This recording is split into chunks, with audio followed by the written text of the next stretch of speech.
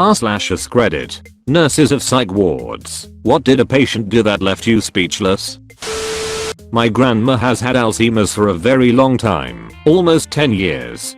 Her and my grandfather were not married anymore. There was a lot of bad blood between them, and honestly my grandma was a bitch before manuscript and Alzheimer's destroyed who she was, but he came and lived with her to take care of her once the symptoms started showing up. He cared for her until he had a heart attack and had a defibrillator put into his chest. He couldn't care for her anymore. He refused to let her go into a home, but my dad and his sister made the difficult decision to go against his wishes. He stopped talking to any of my immediate family for around 6 years. Then, he got extremely sick and almost died.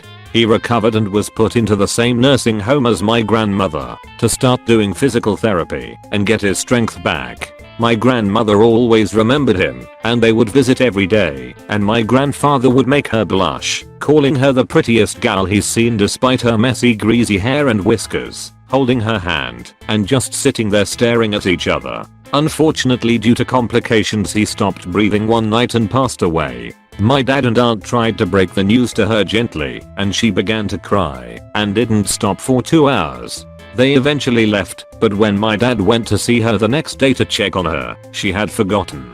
It was heartbreaking, but my dad decided the kindest thing to do was move on and not discuss my grandfather's death with her again. I've posted about some of these before, but here goes. I'm not a psychologist, but a former mental hospital patient. I'm depressive, but was in a closed psychiatric facility on 2 occasions. Once this was because I had myself committed, because I was suicidal, and once because there wasn't any space in any other kind of clinic. My roommate watched me brush my teeth on one occasion. While I'm doing this, I realize that he's staring at me. I try to ignore it. Then I realize he's staring at my toothbrush. He then tells me, "You shouldn't stick your lightsaber in your mouth." Okay then. There was a former soldier with PTSD that shared a room with me for a few days. I slept with earplugs during this time because he snored, so I only heard this story from fellow patients, and I'm not sure it wasn't exaggerated, but something close to it must have happened, because I did see the destruction afterward. Guy with PTSD can't sleep, so he goes to the duty nurse for sleep meds. Duty nurse at the time was a major asshole, not because she wouldn't give you meds if you asked. After all, she's more qualified than you to decide whether you should be given something or not, but because she treated you like an 8-year-old when you did ask, and not everyone in that facility had the mental faculties of an 8-year-old. Thank you very much. Anyways, she tells him that he can't have sleeping meds. He should try and sleep without them first. So the guy starts pacing up and down in the hallway. She comes and tells him that he needs to go sleep and that he's disturbing other patients, but he ignores her. She grabs him by the arm, and the guy completely flips, breaks the nurse's arm, and tosses her into a wall. Beats up 2 more hospital staff and 2 policemen that the hospital staff called to the scene. Then the head doctor of the station gets called in. He was off shift when this happened. Goes up to the guy telling him something about having a drink with an old comrade, and gives the guy one of those plastic medicine things that look like shot glasses with a massive dose of diazepine or some such. He drinks it and eventually keels over. Again, don't know if it actually went down like this, but I do know the nurse with the broken arm was fired for mistreatment of patients, and the hallway looked like it had been the site of a serious fight. The staff was cleaning bloodstains the next morning. The handrails had been ripped out of the wall, and another piece of drywall somewhere looked like someone had been thrown through it. I slept through the whole thing thanks to earplugs. There was one of those sliding fire gates that could be shut by pressing a button that could seal off part of the station, a part that was used for daytime activities and no one slept in. During the night, 2 manic patients were wandering around because they couldn't sleep, because that happens when you're manic, and one patient shut the other behind the fire door. The patient that was shut in started yelling "Help, help," in this really eerie voice that convinced other patients the place was haunted. One patient took out his dentures and put them in the dishwasher to clean them. When told that this wasn't a good idea, he cleaned them over the water fountain instead. Some of the Senna patients, when we were close to getting released, got permission to go watch a movie at the local theater. We came back home at 11 p.m. and as we walked in, someone made a really good joke, so we were all laughing our asses off. Night security guard sees us trying to get into the elevator and comes running. "What are you doing here?" "Me, we are patients from the psych ward." "Yeah." We ended up basically getting held by the security guard until some hospital staff came along and confirmed we said who we were. We had a lot of fun pretending to actually be insane in the meantime, asking the security guard whether it was normal to be hearing voices and telling him hotel service sucked in this place and whether this was an airport and at what time the next flight to Timbuktu would leave, etc, etc. I think he was glad to be rid of us at the end. The hospital staff was not amused, but then this wasn't the first thing like this, because a few of us eventually decided we are already in the nut house. This is our chance to do crazy stuff and get away with it, because everyone already thinks we are insane. Doctor later told me that this type of behavior is called cathartic mania, might not be the official term. I'm German. Hypomania and happens to a decent fraction of patients in the process of recovering from a depression. Basically means you show manic behavior for a short period after recovering from a depression, but this goes away pretty quickly. A different time we got to go out, someone else went and told the hospital staff afterward that I tried to jump in front of a bus. I did no such thing and was feeling well enough that I had absolutely no inclination to do so at the time. I still got 2 hours of one-on-one therapy with the head doctor, who kept telling me that they could only treat me if I was truthful with them. Blah, blah, blah. The other patient eventually admitted to lying. Luckily, a girl kept spitting water at me over dinner or splashing me with it. Eventually, I got fed up and dumped a carafe with several liters worth of water on her. Another patient is like, "Hey, wet t-shirt contest?" Staff was not amused because they had to clean up the mess. Someone dumped water into every bed on the station. Not a little bit of water either, but enough to soak them all. No one ever figured out who it was. I had the theory that this was because whoever had done it couldn't remember having done it and was therefore unable to give him/herself away. Went to step into some elevator at one point, was frantically waved off by a doctor standing inside. Standing inside with the doctor, I only got one glance as the elevator door closed, was someone who'd attempted to slit his throat, but bungled the attempt. From the amount of blood it looked to me like he should been lying on a stretcher. No idea what was actually going on there, but that image won't leave my mind in a hurry. Had a woman, married, 10 years older than me, and in there, because of postpartum depression, hit on me. It got so obnoxious that the doctors transferred her to a different ward so we wouldn't meet anymore. Edit. Added English translation for hypomania. Edit #2. Thank you for the silver anonymous donor. Not a nurse, but used to be a police officer. We got called to a psych ward where a guy was smashing up his room. Okay, fair enough. We got there, and the room was one where it had like plywood based furniture that was attached to the walls and floor. It had a solid door with an inch thick safety glass with wire in. He had ripped apart every bit of furniture apart from the bed with his bare hands, ripped the lights from the ceiling, ripped the sockets out of the walls. This is in the UK, so proper old brick and plaster walls, and had smashed a hole in the door window. He had absolutely no weapons in the room, and had done all this with his bare hands. I got there, and one of my colleagues was standing outside the door with a shield, and the patient was crashing into the door so hard that plaster dust was falling from the ceiling. He then managed to break through his window that led outside, also an inch thick, and got out onto the roof. They had to talk him down and eventually got him in, and a load of us escorted him to a room filled with only furniture and made from foam and padding, and the doctor gave him a powerful sedative and then quickly backed out the door whilst waiting for it to work. They took him to a psychiatric intensive care unit. I'll never forget the amount of damage he did. The room was sprayed with blood and looked like he'd smashed it up with a sledgehammer. He had only used his bare hands and the shitty furniture. That insane thing was he was about 5 feet 6 maximum and looked about 140 pounds maximum. He was a small man, but his psychotic break gave him insane superhuman strength. I had a patient that was a 26-year-old man. He was bipolar, schizoaffective with OCD and some mental delays. Come to the hospital. He also used heroin and meth frequently. He came up to the neuro floor on the 5th floor already in hard restraints because he was pulling at lines, swinging punches, screaming and threatening us. He was hallucinating and tried to cut out his own tongue because he said someone was making him say things he didn't mean. Absolutely no inhibition from this guy. I always prophylactically pulled Haldol and Zyprexa to have on hand, just for this special guy. If he didn't get what he wanted it, even if he simply didn't sleep well, he would literally go off. Each time we tried to bathe him, change him, give meds, he would thump against the bed frame or try to hit us. He was lewd and would try to masturbate all the time as well. He had endocarditis, infection of the heart valves, and had to have 4th antibiotics. He would literally pull his 4th like 3x a day. He finally got a central line in his neck and we also put padded mittens as well as restraint. His mother guilt tripped the doctor into telling me to remove his restraints one day. He totally was still tripping while the meds were being built up in his bloodstream. Of course, he took off down the hall screaming. He shoved people in the elevator and removed his central line in the elevator among MDs, RNs, and visitors. Security came and we had to literally apply pressure to his bleeding neck as the guards took each limb and carried him back to the room. He was there for like 2 weeks. The nice thing is they discontinued his heart monitor. I wonder why. And he went to MedSurg when the right pressures were applied.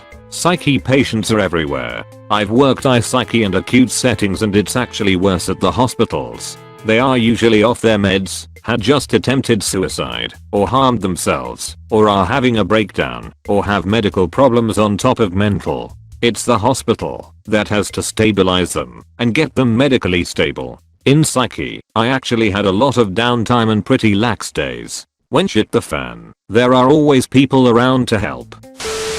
I was a tech at 3 different psych wards. I could tell you stories for days.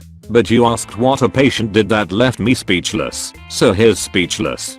Despite being a psychiatric center, occasionally we'd get a medication management intake, which was basically someone with intellectual impairment, politically correct term for mentally retarded, who needed a safe place to transition through a change in their medication. Our newest patient was severely intellectually impaired.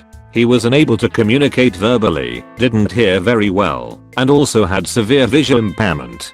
His was one of the most severe cases I'd seen. Anyway, one of the things he did constantly was cross one arm across his waist, stick the fingers of his other hand into his mouth, and rock aggressively forward and backwards while standing. And he'd sucked his fingers so frequently that it had affected his teeth, and with such duration, that his arm was always glazed in saliva, which would froth up at the elbow and just sort of dangle there waiting for enough rocking to send it flying to the floor. This guy had spent his entire life in institutions, and he was about 18 or so when we got him. So it goes without saying that thumb-sucking liquid preventatives had all been tried on him, but our charge nurse went ahead and wasted her time attempting it. The truth of the matter from my perspective was he wasn't harming anyone and had very few comforts other than standing there rocking and sucking his thumb, so why make the poor guy's day any harder? Alas, he kept on slurping, even with his hand doused in that nasty stuff. Brace yourself. So he was on one-on-one observation during his time with us, which meant a staff member had to follow him around. Pretty easy since he just stood there rocking and keep him safe 24/7. But you were allowed to give the one-on-ones a little bit of privacy under certain conditions, if they had to use the bathroom.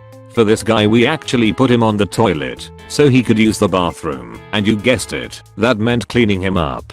Oh, and I was his one-on-one that shift. Lucky me. Given his condition, it was okay to let him have moderate privacy, which entailed me standing by his bathroom door and the door being open just a crack. If it sounded like anything other than pissing or shitting was happening in there, I was only a few feet away. So I'm doing the mental math for how long I think a #2 takes, and I'm timing the process. Okay, now I can smell shit, so that means he's started. Another few minutes, and I'll peek in to see he's eating all of his shit. Completely hand over fist, shoving it in his mouth. Smeared on his clothes, arm, hands, the toilet seat. I told the charge nurse later, pretty sure I know why he didn't mind the taste of the thumb sucker stuff.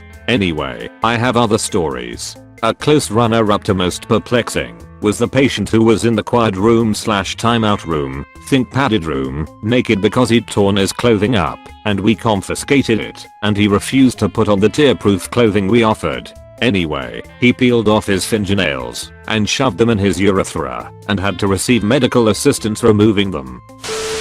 Not a nurse, but I worked in a group home for teens, and one ended up in a psych ward.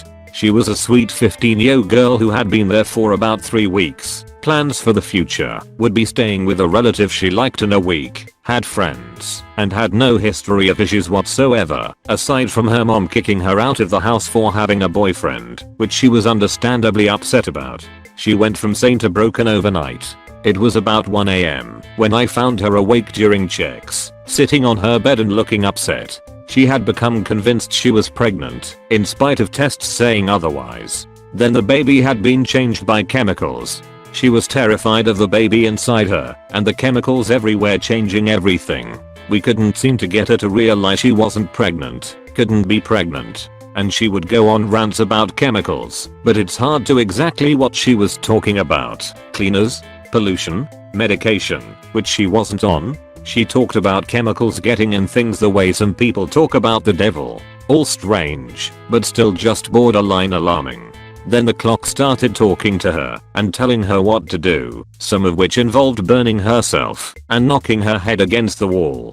This is when we called authorities. She then basically became incoherent, in a word salad way, and was unresponsive to us, even when we got between her and the wall she was thumping. It was like we weren't there to her. When she was hauled away, about 4 hours after initial weird statements about how she was suddenly pregnant, she was in a kind of manic, but also oddly passive state, again, like we weren't there, and was unable to walk. She had to be carried out on a stretcher. She was mentally somewhere else entirely. It was terrifying watching herself collapse so quickly and completely. NSFW. This is very disgusting. Not a psych ward, but might as well have been.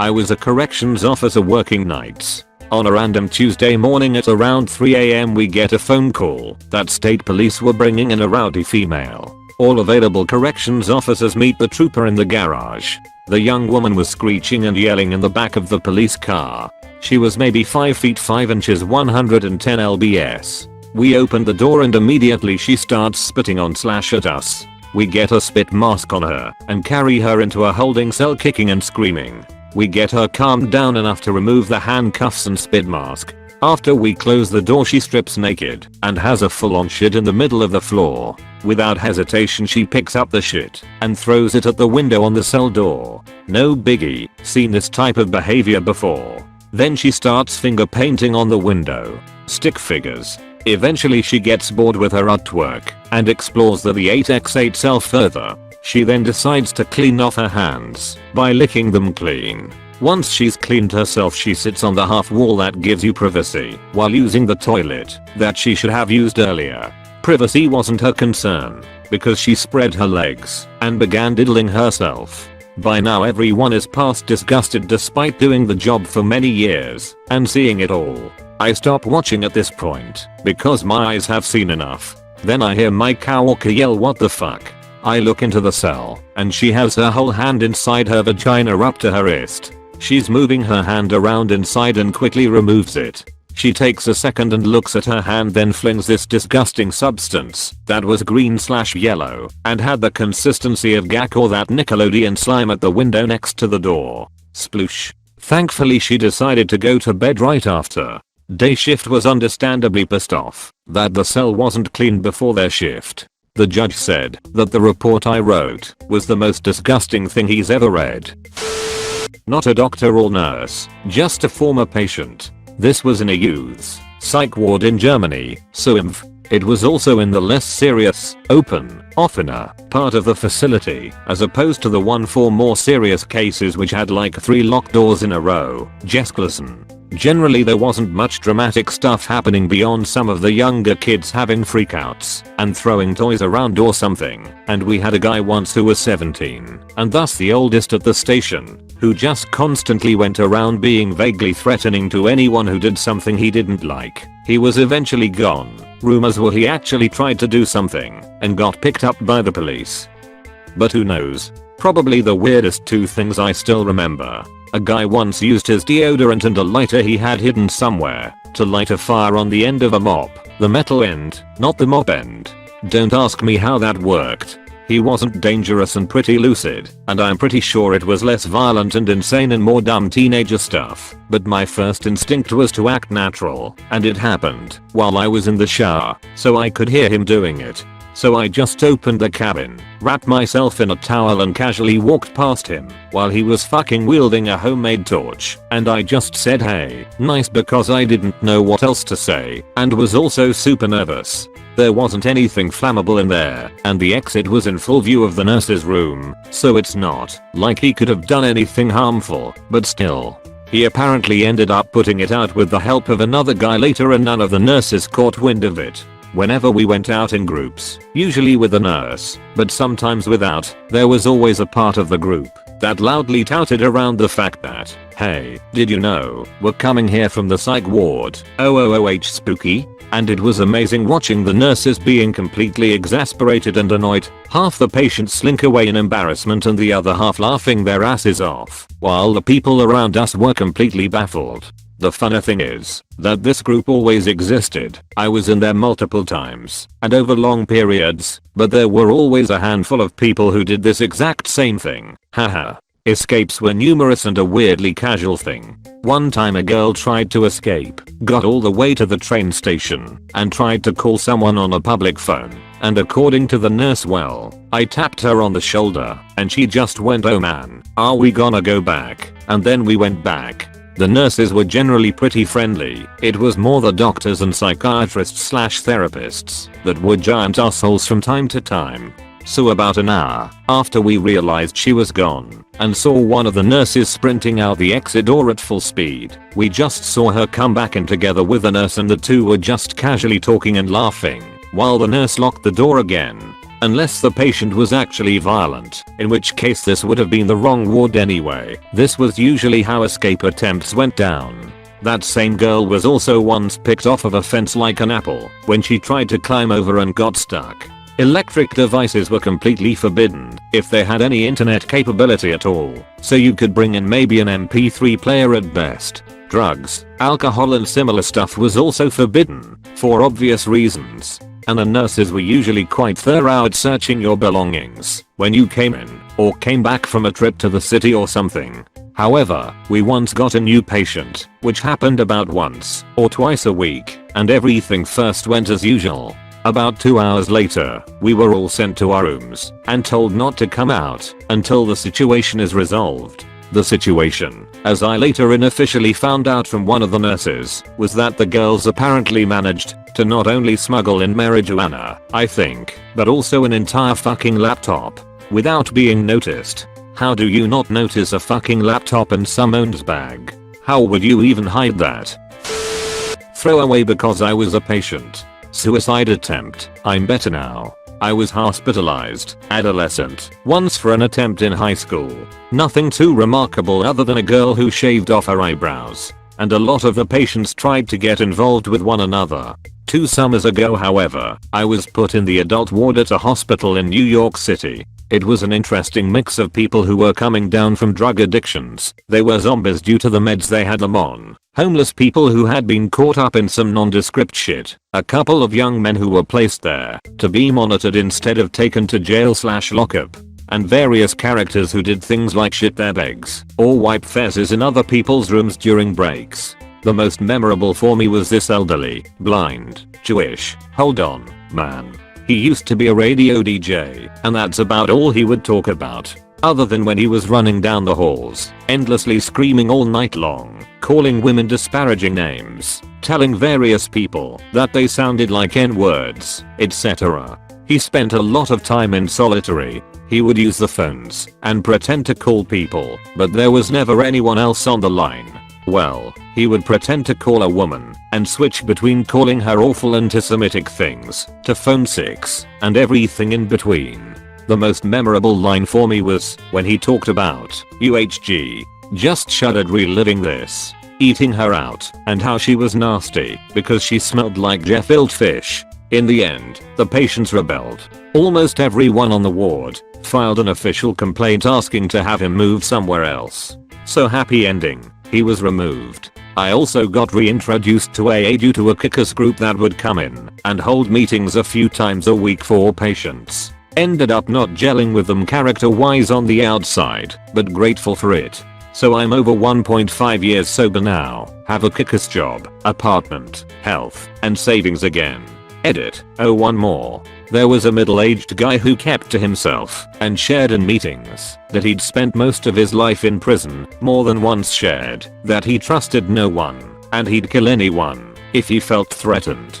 He was really well spoken, seemed to enjoy reading, and mentioned Scrabble once. So I invited him to start playing and we got a bunch of games under our belt before I got released. I gave him my contact info so we could keep in touch and play on the Scrabble app. I googled him after my release. He had been incarcerated for obsessively stalking and assaulting women who turned out to be similar in age and background to myself. When I read that, I felt like I'd been dunked in ice water.